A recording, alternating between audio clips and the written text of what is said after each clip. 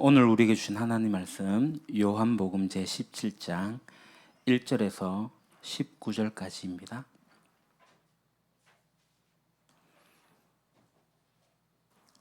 요한복음 제17장 1절에서 19절. 제가 가진 성경책은 신약 성경 175쪽에 있습니다.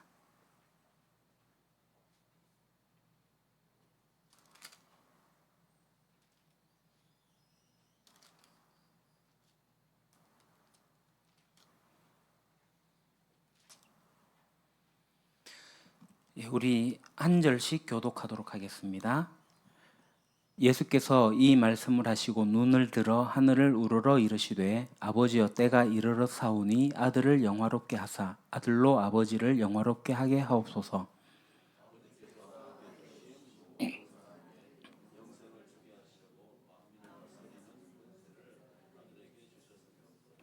영생은 곧 유일하신 참 하나님과 그가 보내신 자 예수 그리스도를 아는 것이니이다.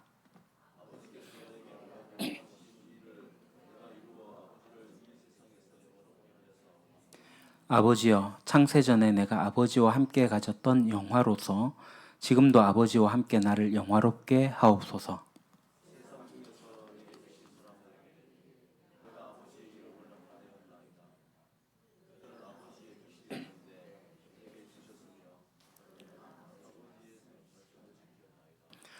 지금 그들은 아버지께서 내게 주신 것이 다 아버지로부터 온 것인 줄 알았나이다.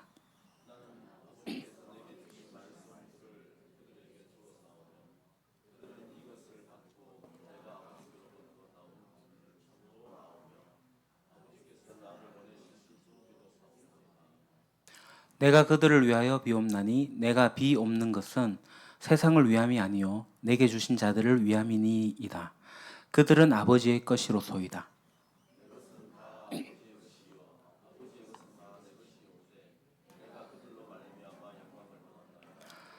나는 세상에 더 있지 아니하오나 그들은 세상에 있사옵고 나는 아버지께로 가옵나니 거룩하신 아버지여 내게 주신 아버지의 이름으로 그들을 보전하사 우리와 같이 그들도 하나가 되게 하옵소서.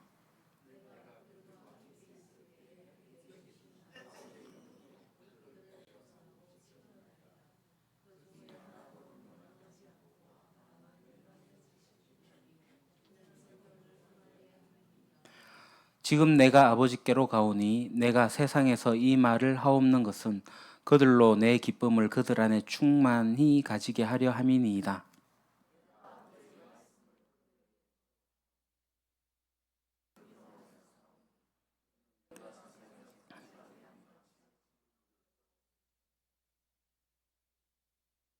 내가 비옵는 것은 그들을 세상에서 데려가시기를 위함이 아니요 다만 악에 빠지지 않게 보전하시기를 위함이니이다.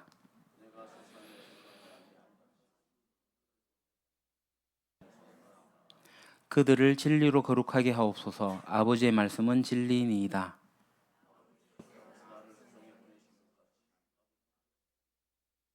같이 읽겠습니다. 또 그들을 위하여 내가 나를 거룩하게 하오니 이는 그들도 진리로 거룩함을 얻게 하려 함이니이다. 아멘. 여러분 사람을 보실 때 무엇을 보시나요? 그 무엇으로 그 사람을 알 수가 있을까요? 이력서를 봐도 알 수가 없을 때가 있습니다. 그러면 이 무엇을 봐야 될까요? 돈 씀씀이, 말하는 태도, 듣는 태도 등 우리는 다양한 방식으로 그 사람이 어떤 사람인지를 파악을 합니다. 그런데 제 경험으로는요, 기도 생활을 보면 그 사람에 대해서 알 수 있는 것 같습니다. 기도를 하고 하지 않고는 매우 큰 차이를 낳습니다. 그리고 기도를 한다 하더라도 어떤 기도를 하는지가 중요하죠. 밥 먹을 때만 기도할 수도 있고요. 40일 금식 기도나 철야 기도 또는 새벽 제단, 새벽 기도를 하기도 합니다. 하지만 이런 기도의 어떤 외양보다는 이 기도의 내용을 보면 그 사람이 어떤 사람인지가 보입니다. 왜냐하면 기도라는 것이 뭐냐면 이 내면 깊숙이 있는 어떤 소망, 간구 그걸 표출하는 순간이기 때문에 그렇습니다. 그러니까 소망도 있고 간구도 있고 그들의 고통과 슬픔이 이 시간에 드러나기 때문에 기도를 보게 되면 이 사람이 어떤 상황이구나, 그것을 잘 알 수가 있게 되겠죠. 그래서 기도에서 우리가 세 가지 정도를 볼 수가 있는데, 첫 번째, 자기 자신을 위해서 기도하는가, 그리고 다른 사람을 위해서 기도하는가, 그 세 번째, 자기 자신이 하나님과 어떤 관계에 있다고 생각하는가, 이런 것들이 이제 기도에 나타납니다. 사실은 내가 기도하고 있는 그 내용이 바로 나입니다. 더 간단하게 말하면 나의 기도는 곧 나입니다. 오늘 읽은 우리 이 본문은 예수님의 기도가 담겨 있는 소중한 본문이에요. 요한복음 17장을 예수님의 대제사장적 기도, 중보기도 이렇게 표현을 하고 있는데요. 예수님이 기도했다는 성경 구절은 많습니다. 그러니까 예수님은 기도를 가르치시기도 했고 많은 비유도 여러 번 하셨어요. 그 주기도문을 직접 가르쳐 주셨죠. 아니, 주기도문보다는 주기도가 더 정확한 말입니다. 이렇게 예수님과 기도에 관한 여러 성경 구절이 있긴 하지만 예수님이 드린 기도 중에 가장 긴 기도가 바로 이 요한복음 17장이에요. 요한 사도가 예수님하고 워낙 가까운 사이였기 때문에 예수님이 이제 겟세마네 동산에 올라가시기 전에 했던 이 기도를 어떤 방식으로든 들었다라고 생각을 합니다. 그리고 초대교회는 이 기도를 자신들의 기도로 사용하지 않았을까, 그런 생각도 합니다. 그래서 이렇게 기록으로 남은 것으로 보이고요. 여러모로 우리에게 매우 소중한 기도입니다. 그래서 지금 예수님이 기도를 하시는데 이 예수님의 기도를 통해 가지고 예수님이 어떤 분인지를 우리가 좀 확인하려고 해요. 그러니까 예수님이 기도하는 가운데 무엇을 소중하게 여기고 있는지, 또 예수님의 사명이 뭔지, 예수님의 관심과 소망이 지금 어디에 있는지 이 기도에 다 드러나 있거든요. 그뿐만 아니라 이 요한복음에 있던 여러 가지의 주제들이 이 기도에 다 모여 있습니다. 그런 면에서 요한복음 내에서도 오늘 이 17장이 매우 중요한 본문이라고 할 수가 있습니다. 예수님이 이제 십자가에 달리기 전, 체포당하기 전에 한 기도이고 정말 중요한 주제들이 응축되어 있는 그런 매우 긴 기도인데 이 기도가 정말 예수님이 어떤 분인지 잘 드러내 보여주는 텍스트입니다. 이 기도를 우리가 좀 길기 때문에 오늘하고 다음 주하고 두 주간에 나누어서 살펴보려고 하는데요. 모두 다 26절인데 이 성경 구절을 세 개로 나눌 수가 있어요. 1절에서 8절은 예수님이 자신을 위해서 하는 기도로 보이고요. 9절에서 19절은 세상에 남겨진 제자들을 위해서 기도하고요. 20절에서 26절은 이후에 등장할 모든 제자들을 위해서 기도를 합니다. 먼저 1절을 보게 되면 아버지, 때가 왔습니다. 아버지의 아들을 영광되게 하셔서 아들이 아버지께 영광을 돌리게 하여 주십시오 라고 기도를 하는데요. 이 내용이 좀 수수께끼 같기도 하고 그런데 좀 이해가 되진 않긴 하지만 여하튼 이 요한복음 17장 전체를 이끄는 전체 주제절이라고 생각하셔도 되겠습니다. 이 내용은 좀 나중에 우리가 살펴보도록 하고요. 이렇게 기도하시고 난 다음에 2절에서 예수님은 자신의 사명에 대해서 기도를 하세요. 아버지께서는 아들에게 모든 사람을 다스리는 권세를 주셨습니다. 그것은 아들로 하여금 아버지께서 그에게 주신 모든 사람에게 영생을 주게 하려는 것입니다. 자, 하나님이 자신에게 세상을 다스릴 권세를 주셨다라고 이렇게 말하면서 그 권세가 뭐냐? 아들이 모든 사람에게 영생을 주는 것, 그것을 받았다라고 밝히고 있습니다. 그러니까 예수님이 하나님으로부터 권세를 받았고요. 이 땅에 와가지고 무엇을 했어요? 사람들을 회복하고 치유하는 일들을 했습니다. 그러니까 사람을 회복하고 치유하는 게 목적이 아니라 왜 사람들을 회복하고 치유했느냐면 그들에게 영생을 주게 하기 위해서 그러는 거죠. 그러면 우리가 영생이 뭐냐? 영생이 뭐예요? 3절에 보게 되면 영생은 오직 참 한 분이신 참 하나님을 알고 또 아버지께서 보내신 예수 그리스도를 아는 것입니다. 그러니까 영생은 뭐냐면 하나님에게서 오는 생명이에요. 그러니까 하나님께 속해 있는 생명입니다. 우리가 이 요한복음이 앞에서 이미 살펴보았듯이 우리는 생명이 없는 곳에서, 그러니까 광야 같은 곳에서 살아가고 있잖아요. 그러니까 매일매일 우리는 죽음을 향해서 가고 있습니다. 힘들고 지치고 겨우겨우 살아낸 우리에게, 그러니까 죽음으로 갈 수밖에 없는 우리에게 하나님은 무엇을 주신다고요? 자기의 생명을 주신다고요. 예수님이 이 땅에 온 가장 큰 목적이 뭐예요? 이 세상을 심판하러 오신 게 아니라 이미 심판받아서 죽어가고 있는 사람들을 살리기 위해서였어요. 그래서 예수님은 나는 영생을 주러 왔다라고 그렇게 말씀하시는 겁니다. 그 영생을 주러 오셔가지고 예수님은 4절에 완성했다. 내 이 일을 완성했다라고 말합니다. 그러니까 지금 자신의 죽음을 앞두고 이 죽음을 통해 가지고 자신의 사명이 완성될 것을 내다보면서 하나님께 미리 영광을 돌립니다. 예수님 하나님께 이렇게 고백하고 있어요. 하나님, 당신께서 제게 주신 사명, 사람들에게 영생을 주라고 하신 그 사명을 제 마지막 삶을 통해서 이제 완성하고 하나님께 영광을 돌립니다. 그렇게 기도하시고 6절에서 내게 주신 사람들에게 아버지 이름을 드러냈습니다 라고 말해요.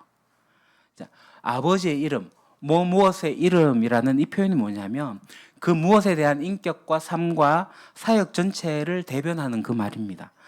그러니까 하나님의 이름, 아버지의 이름이라는 그 말은 뭐냐면 하나님이 어떤 분이시며 하나님이 지금 무엇을 하고 계시며 하나님의 마음이 지금 어떤지를 가리키는 그 표현이 바로 하나님의 이름이에요.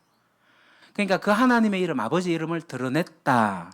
그러니까 하나님이 어떤 분이신지, 하나님 지금 무엇을 하고 계신지, 하나님의 마음이 지금 어떤지를 드러냈다라고 예수님은 말씀하시는 거예요. 그래서 7절에 지금 그들은 아버지께서 내게 주신 모든 것이 아버지께로부터 온 것임을 알고 있습니다. 그러니까 내게 주신 모든 것, 예수님이 받은 게 뭐예요? 하나님의 권세잖아요. 그 권세를 가지고 병을 고치고 사람들을 회복시키고 한 모든 일들을 가리키는 거예요. 그 모든 일들을 아버지께서 온 것을 사람들이 이제 알고 있습니다 라고 이야기를 하죠. 그리고 8절에서는 아버지께서 내게 주신 말씀을 그들에게 주었습니다 라고 말합니다. 그러니까 하나님이 예수님에게 맡긴, 그러니까 하나님께 속한 진리에 관한 말씀을 사람들에게 주었다는 거예요. 그러니까 예수님은 아버지의 이름을 자신의 행동과 기적을 통해서 드러냈고 또한 자신이 가르친 그 말씀들을 통해 가지고 드러냈다라고 이렇게 표현을 하고 있는 거죠. 그러니까 예수님이 하신 일들을 보고 말씀을 듣고 사람들이 어떻게 됐어요?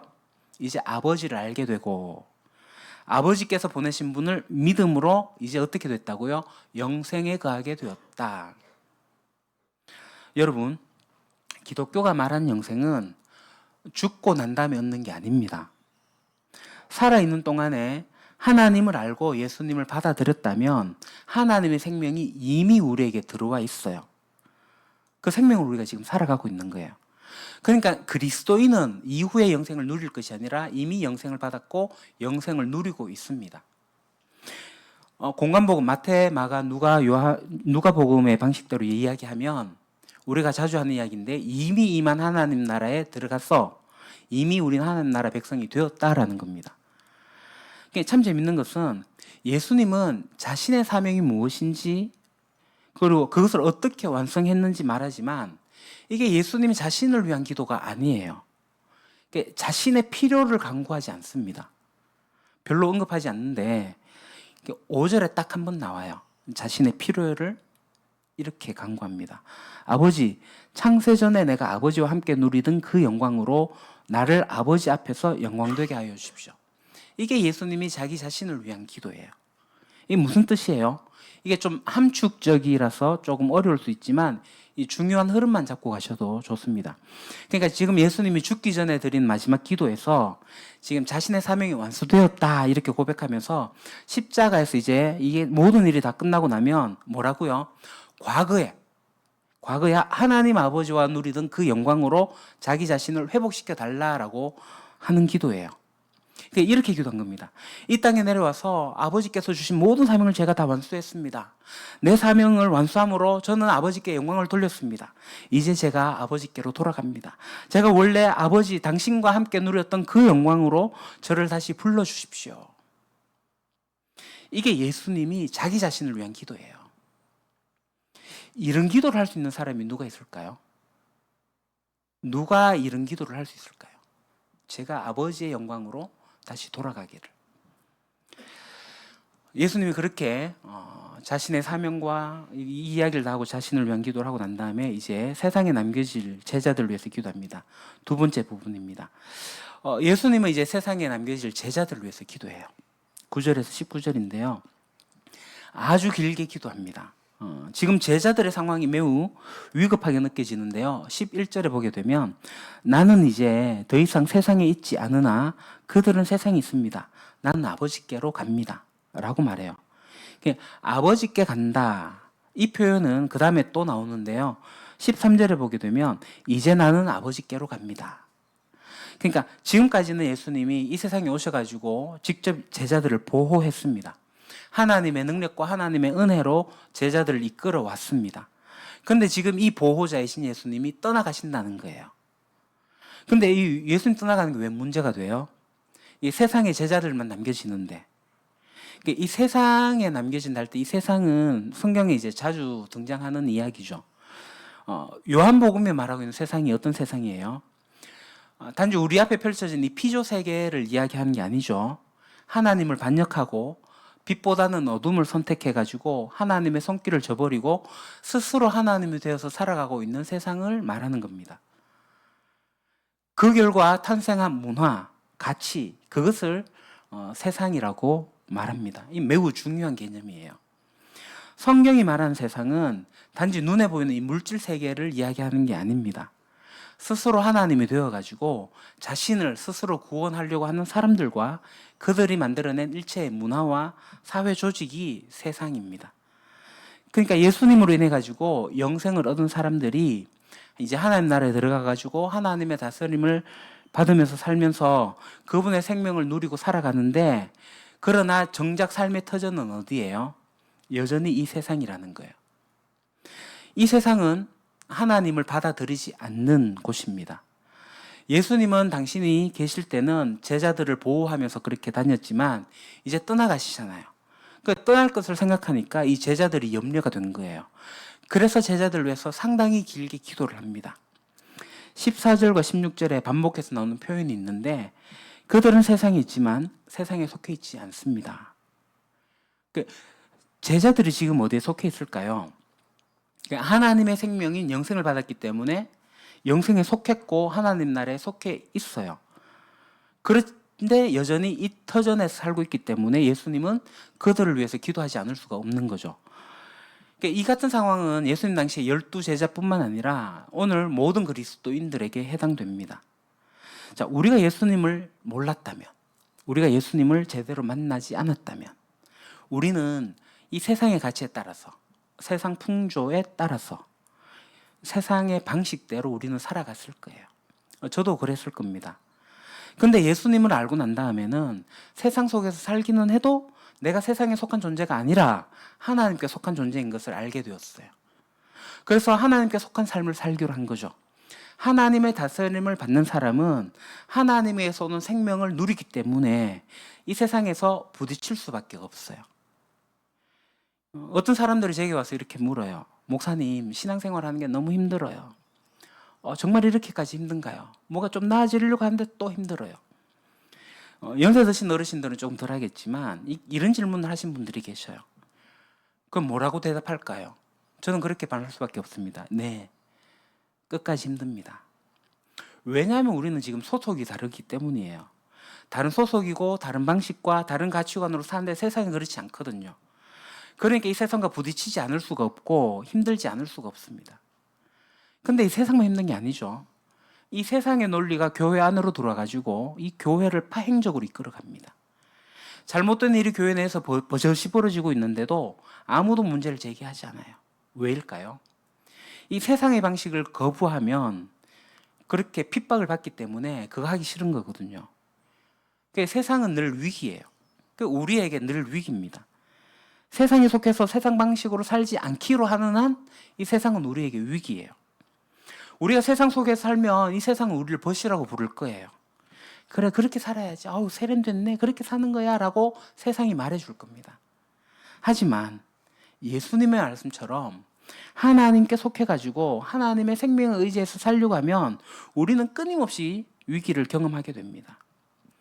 그러니 신앙생활을 하면서 세상에서 어려움을 겪는 분이 계시다면 여러분 기뻐하십시오. 그것이 여러분이 하나님의 자녀라는 증거입니다. 근데 이 세상에 남을 제자들 위해 갖고 예수님이 좀 색다른 기도를 하셔요. 11절에서 거룩하신 아버지께서 내게 주신 아버지 이름으로 그들을 지켜주셔서 우리가 하나인 것 같이 그들도 하나가 되게 하여 주십시오. 거룩하신 아버지께서 내게 주신 아버지 이름으로 그들을 지켜주셔서 여기까지는 이해가 돼요. 예수님 그 다음에 이상한 기도를 하시죠. 우리가 하나인 것 같이 그들도 하나가 되게 하여 주십시오. 자, 세상에서 지금 위기를 겪을 제자들에게 하나가 되게 해달라고 기도를 하는데 이게 왜 중요할까요? 지금 세상의 위기에 빠져서 그게 되게 염려되고 걱정이 된다면, 그게 예상된다면 하나님 저들이 유혹받지 않게 해주십시오. 핍박을 좀 덜 받게 해주십시오. 그것을 피하게 해주십시오. 아니 지혜를 더하게 해주십시오. 이렇게 기도해야 될 것 같은데 하나가 되게 해달라는 기도를 해요. 굉장히 생뚱맞은 것 같은 기도입니다. 제자들이 하나가 되는 건 매우 중요합니다. 제자들이 하나가 되어야 하는 이유는 이 세상에서 의지할 대상이 없기 때문이에요. 서로 그들밖에 없기 때문에 그래요. 서로 돕지 않으면, 하나님께 속한 사람들이 서로 사랑하지 않으면 이 세상 가운데서 견뎌낼 수가 없기 때문에 예수님은 그들이 하나가 되기를 기도하신 거예요. 그리스도인이 공동체로 하나가 되는 것은 이 세상에서 생존하기 위한 필수 조건입니다. 그리스도인이 서로 사랑하고 서로 붙잡아주고 서로 용납하게 될 때만 이 세상과의 갈등 속에서 이겨낼 수 있는 근본적인 힘을 가질 수가 있게 됩니다. 이건 세상에서 사는 힘과는 다른 종류의 힘입니다. 이어서 예수님 13절에 이렇게 기도하시는데요. 내가 세상에서 이것을 아뢰는 것은 내 기쁨이 그들 속에 차고 넘치게 하려는 것입니다. 이 기쁨이 뭐예요? 어떤 기쁨이에요? 공동체를 누리는 기쁨이에요. 하나된 공동체에 임하는 하나님의 기쁨입니다. 예수님은 그 기쁨을 어떻게 한다고요? 그들 속에서 차고 넘치게 하려는 것입니다. 공동체에서 기쁨이 차고 넘치는 일이 얼마나 소중합니까? 우리 유림교회가 단지 일주일에 한 번 만나는 교회가 아니라 가정교회를 하려고 하는 이유가 여기에 있습니다. 적은 숫자의 공동체로 모여야지 관계를 잘 맺을 수 있고, 그래야지 세상 속에서 살아남고 세상에서 잘 견뎌요. 우리는 이 서로가 없으면요, 이렇게 살아도 되는지, 이렇게 살면서 제대로 견딜 수 있을지 가늠하기 어렵습니다. 선배가 있고 동료가 있고 이 따라오는 후배가 있어가지고 세상에서 힘이 들고 때로는 쓰러지고 넘어져도 그들 때문에 다시 일어날 수 있는 힘을 얻게 되는 거거든요.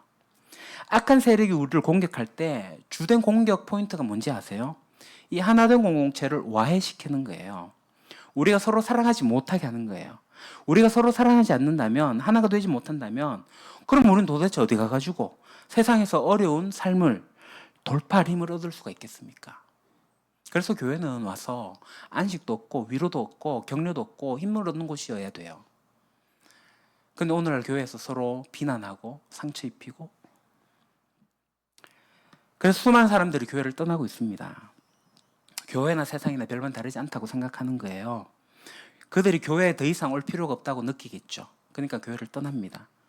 그러니까 하나 되게 해달라는 예수님의 기도는 그러면 응답되지 않고 땅에 떨어진 걸까요? 저는 예수님이 지금도 우리를 위해 가지고, 이 남은 제자들을 위해 가지고 하나님 보좌 우편에서 계속 기도하신다고 저는 생각합니다. 하나님, 저들이 하나 되게 하여 주십시오. 하나됨을 통해서 내가 주는 기쁨을 누리게 하시고, 하나된 공동체를 통해 가지고 깨진 세상에서 견뎌내고 이길 수 있는 힘을 주시고, 영혼을 향해서 다 함께 걸어가게 하여 주십시오. 위기에 빠진 제자들과 우리를 위해서 예수님이 하는 이 기도는 놀랍게도 공동체가 하나가 되게 해달라는 기도였습니다. 이것이 세상에 남겨질 제자들을 위한 예수님의 간절한 바람이었어요. 예수님의 간절한 바람이 공동체가 하나가 되는 거예요.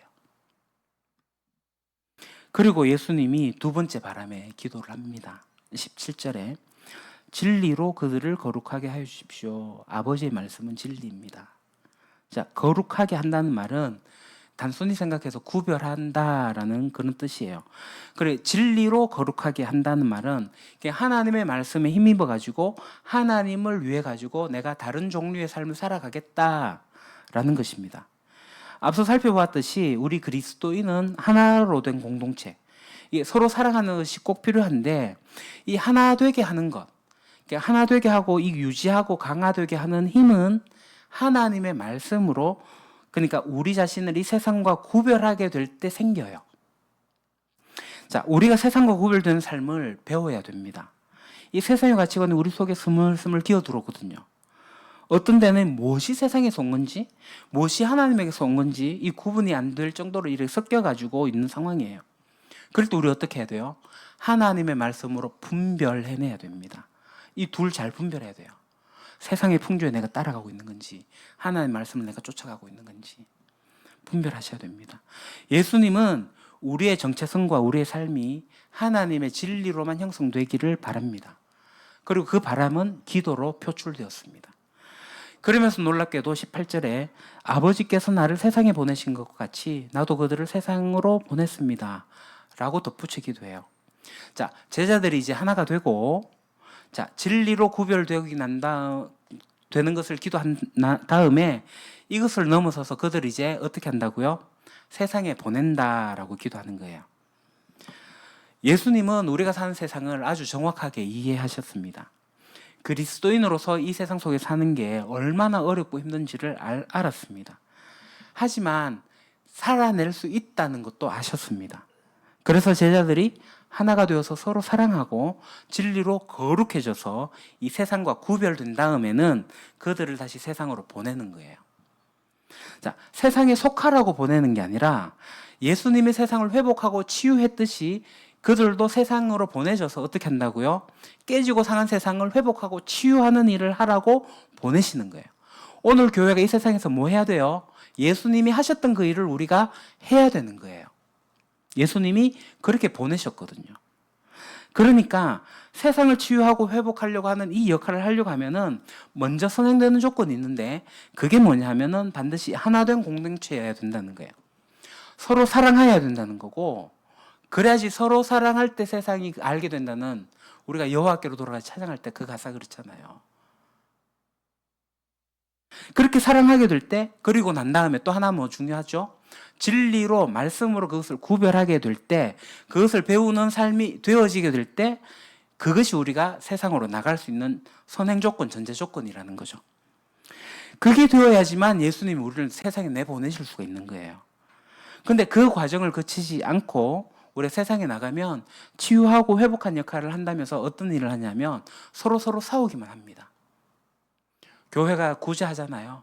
어떤 사업을 펼치잖아요. 서로 마음 상해가지고 싸워요. 세상에서 가령 잘못된 권력이나 정의롭지 않은 상황에서 이 비폭력 시위하시는 분들이 계시잖아요. 그러다가도 저쪽에서 때리게 되면 이쪽에도 화가 나서 같이 때려요. 그러면 상황은 끝이죠. 종료됩니다. 악으로 오게 될 때 그리스도인은 이 악을 선으로 맞서 이겨야 되거든요. 근데 이걸 악을 악으로 갚아버리게 되는 상황이 생기면 끝입니다. 이 사회 참여에 관심 있는 사람들이 있어요. 그리스도인들 중에서는 아직 이게 준비가 덜 되어가지고 어떤 개인적 분노, 어떤 사회적 분노가 이게 막 섞여가지고 터져 나온 사람들이 있습니다. 그래갖고 사회 나가면요 많은 사람들의 상처 입히고요. 자기 뜻대로 되지 않으면 사람들을 여튼 그렇게 합니다. 상하게 해요. 그래서 예수님은 하나가 되고 그 다음에 진리로 구별된 다음에 세상으로 보낸다라고 기도합니다. 이거 순차적입니다. 하나님은 우리를 세상으로 침투하게 하시기를 원하셔요. 그렇다고 그러면 하나님 우리를 완전하게 하고 난 다음에 세상에 보내시느냐? 그것은 아닙니다. 하지만 적어도 공동체가 사랑으로 서로 연대하고 있고 말씀으로 구별하는 그러한 훈련이 되어져 있을 때 우리는 세상을 향해서 침투할 수가 있는 거예요. 이게 이제 예수님이 제자들 위한 예수님의 기도입니다. 사랑하는 여러분, 예수님의 기도가 어땠는지를 우리가 앞부분에 두 개를 살펴봤어요. 예수님이 자신을 위한 기도였지만 자신의 사명과 완수에 대한 기도. 이런 기도를 누가 할 수 있을까요? 예수님이 여러분에게 어떤 분이세요? 만약 여러분이 성경에서 증언하고 있는 그대로 예수님을 받아들이면 여러분은 예수님이 했던 이 기도를 따라하게 될 거고 또 이 기도를 배우게 될 거고 이렇게 기도하기 시작할 거예요. 이 요한복음 17장은 초대교회 성도들이 모여가지고 기도할 때 참 많이 인용했고 참고했고 심지어 저는 외웠을 거라고도 생각을 합니다. 여러분 무슨 기도하실 거예요? 여러분의 기도 속에 하나님 앞에서 기도하게 될 때 여러분의 사명이 된 기도 하시면 좋겠고요. 나의 필요도 간구하시는 것도 좋습니다. 그리고 공동체를 위해서 기도하게 될 때 사랑하게 해달라고, 진리로 우리를 구별하게 해달라고, 세상에 나가서 이 세상 속에서 예수님이 하셨던 그 사역을 내가 위임받아서 할 수 있는 이 일을 내가 공동체가 하게 해달라고, 이 기도도 같이 하시면 좋겠어요. 기도는요, 우리 자신입니다. 기도는 내가 믿고 있는 하나님을 반영합니다. 이게 여러분의 기도가 어떤지 한번 점검해 보시고 우리가 내가 믿는 하나님, 내가 아는 예수님이 어떤 분이신지를 잘 알아가면 좋겠습니다. 기도하겠습니다. 아버지 하나님, 예수님께서 기도하신 내용들 우리가 조금씩 살펴봤습니다. 자신을 위해서 기도하고 사명에 대해서도 기도하고 또 남은 제자들을 위해서 기도하게 될 때에 오늘 우리들이 이 예수님의 기도를 통하여서 먼저 서로 사랑함이 있게 하시고 진리로 구별됨 있게 하시고 세상에 나가서 치유와 회복하는 일들을 감당하기를 소망합니다. 또한 이 일을 하기 위해서 우리가 서로 기도하는 가운데 정말 내 힘으로가 아닌 내 지혜로가 아닌 하나님이 주시는 지혜와 능력으로 서로 사랑하게 하시고 또 진리로 말씀을 알아서 훈련하고 배우고 익히는 가운데 세상에서 예수님이 하셨던 그 일들을 잘 해낼 수 있는 저희들 되어지게 하여 주십시오. 예수님의 이름으로 기도합니다. 아멘.